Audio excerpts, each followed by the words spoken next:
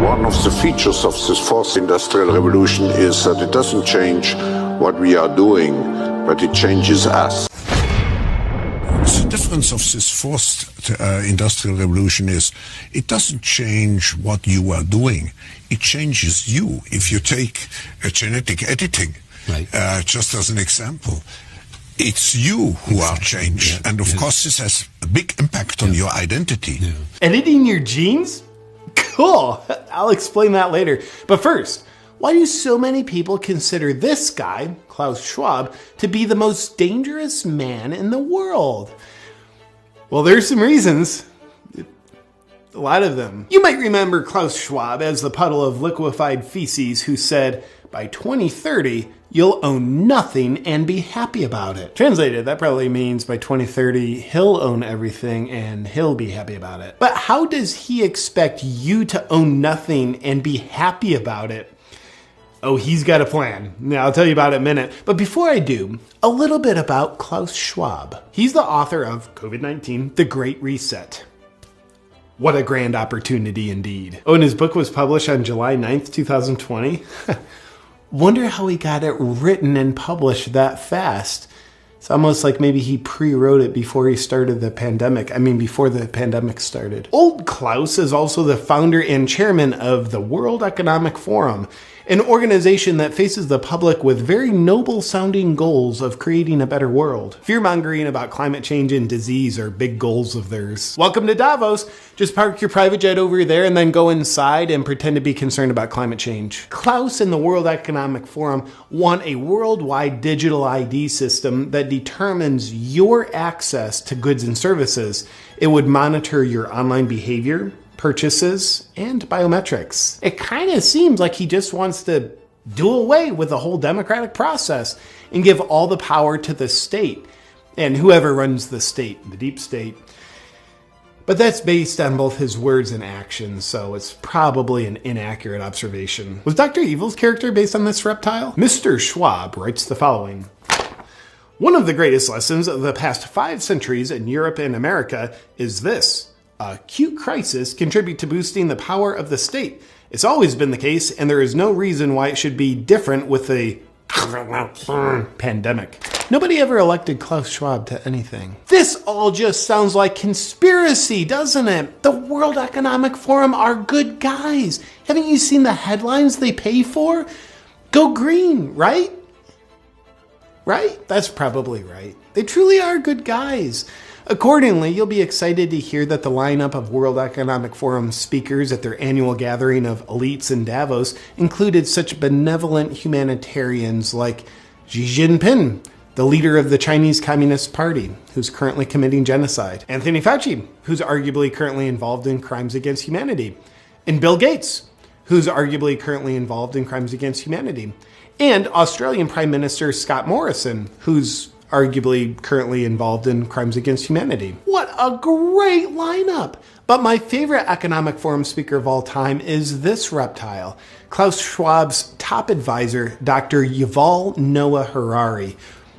Let's see what he has to say. Data might enable human elites to do something even more radical than just build digital dictatorships. By hacking organisms, elites may gain the power to re-engineer the future of life itself. Because once you can hack something, you can usually also engineer it. Elites hacking organisms and re-engineering life itself? Well, he's not talking about doing that to people, is he? Now, in the past, many tyrants and governments wanted to do it, but nobody understood biology well enough, and nobody had enough computing power and data to hack millions of people. Neither the Gestapo nor the KGB could do it. But soon, at least some corporations and governments will be able to systematically hack all the people. Well, I guess he was talking about doing that to people.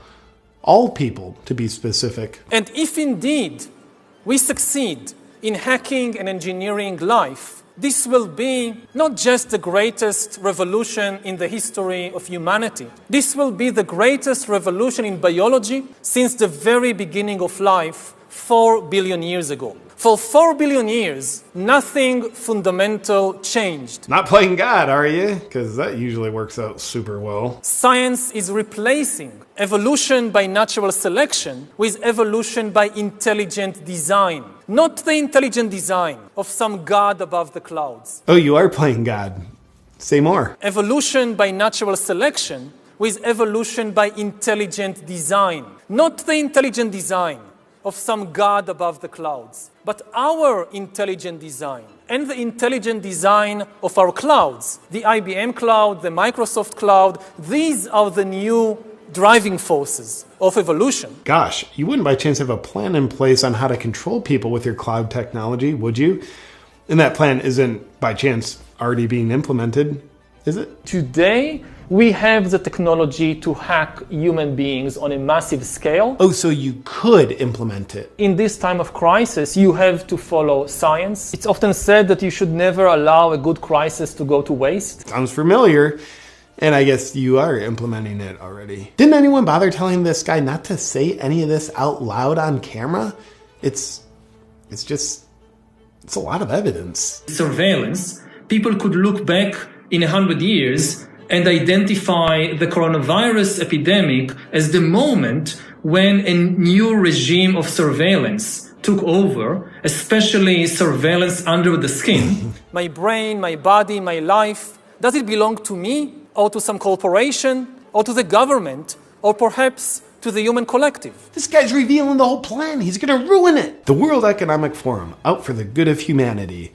You'll own nothing, not even your own DNA. If we have our way. Now for some additional fun facts about Klaus Schwab and the World Economic Forum. They've got a Young Leaders Program, which is a 5-year indoctrination program into their principles. The goal of the program is to create world leaders who don't answer to their people because they don't care about them. They answer to their bosses at the World Economic Forum. Graduates of the program include admirable world leaders that are suspiciously in lockstep with the Great Reset, such as Justin Trudeau, Francis Macron, and Mark Zuckerberg. Sponsoring partners of the World Economic Forum's Young Global Leaders program have been the Bill and Melinda Gates Foundation and Google. I wonder why Google censors and shapes information to be in exact support of the World Economic Forum's narrative. Oh, another fun fact. The World Economic Forum is predicting a worldwide cyber attack. I'm pretty much a wizard at predicting the things I'm going to do too. The very concerned Schwab believes the cyber attack could bring a complete halt to our power grid, transportation, hospital services, and to our society as a whole. The World Economic Forum then simulated the cyber attack. Simulated or planned? I'm not sure, but they said it was a simulation, so it's probably best to just believe them. Oh, also the World Economic Forum, along with the Bill and Melinda Gates Foundation, hosted Event 201, which oddly enough played out exactly as they planned. Or simulated, or whatever. Let's move on. And here's a picture of Klaus Schwab sitting in front of his statue of Vladimir Lenin. I wonder why he's got a statue of one of the most murderous world leaders in history. Lenin killed an estimated 5 million people. And finally, remember Schwab's whole thing about you'll own nothing and be happy about it? What's the World Economic Forum's plan to make that happen? Well, it's probably nothing, but consider this. BlackRock is an investment firm with $9 trillion under management, which is a higher GDP than every country on Earth, aside from the US and China. Therefore, it turns out BlackRock has more political and financial influence than the Federal Reserve and most governments. Sounds cool, but what's the connection with a World Economic Forum? Well, again, and it's probably nothing, but BlackRock CEO Larry Fink is also just a board member of the World Economic Forum. Well, that's super convenient, and probably just a coincidence. Is the World Economic Forum and BlackRock colluding in corporatism, where an unelected corporate elite dictates top down to the population? Well, they couldn't be doing that because they'd have to infiltrate the government, which they haven't done. Except for, in one of Joe Biden's first appointees once he took office, he named Brian Deese to be the director of National Economic Council. Brian Deese came from BlackRock, where he was a global head of sustainable investing, and now he's Biden's main advisor for economic policy. But Biden's making the policy decisions, not the unelected corporate elites at BlackRock and the World Economic Forum. Of course Biden's making all the decisions. Let's not be silly. Oh, look, there's a picture of Biden in the audience at the World Economic Forum. Oh, and also Kamala Harris's chief economic advisor is Michael Pyle. He came from BlackRock, where he was a global chief economic strategist, overseeing the strategy for investing $9 trillion. Well, it looks like corporatism, but it's probably not. But if it was, it would actually be a viable strategy for BlackRock and the World Economic Forum to own everything and for you to own nothing. Oh, fun fact, BlackRock is buying up single-family homes at an alarming rate, oftentimes paying 20 to 50% above asking price, so normal people like you and I can't own the homes. Now, there is an interesting pattern to all this.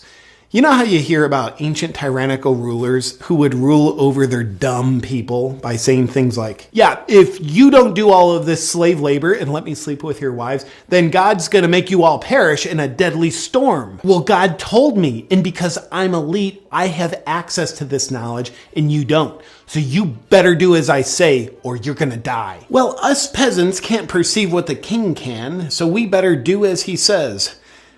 Go ahead and bang my wife. And thank you for doing it for my protection, King. Good old fear-mongering, a predictable pattern as old as time itself. But with Klaus and the World Economic Forum, it's climate change is gonna kill you, disease is gonna kill you, and a cyber attack's gonna get ya. So you better do as we say, or you're gonna die. I don't know, the weather looks pretty good to me. Why don't you ever smile, Klaus? You look like a sociopath. No, you don't understand. We elites have access to knowledge that you don't. So you better listen to us or you're gonna die. Same old fun pattern of fear-mongering.